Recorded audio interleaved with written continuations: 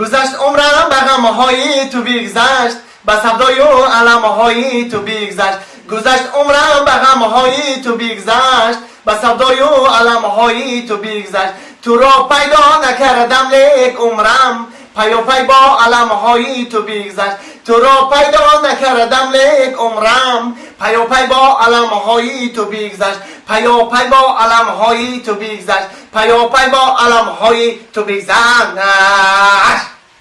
رحمت مردک مردک اینا پیچکده علاوه موندم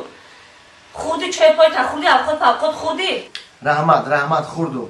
رحمت نکه گرد نزنک جان باشیده یعنی خونه را گرد کردی خیلی خوراک تیار کردی خوردیم یک تیده باشی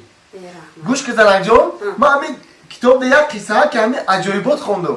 چی بوده این قصه؟ این همجا نوشتگه که مردها در یک روز 200 بار گاو میزدین زنها باشد در یک روز 400 بار گاو میزدین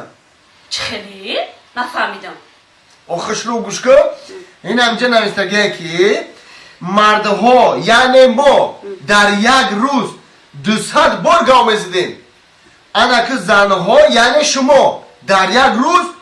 400 بار گاو میزدین برای چی؟ برای چی که شما مردا در یک بار گپ نمیفهمید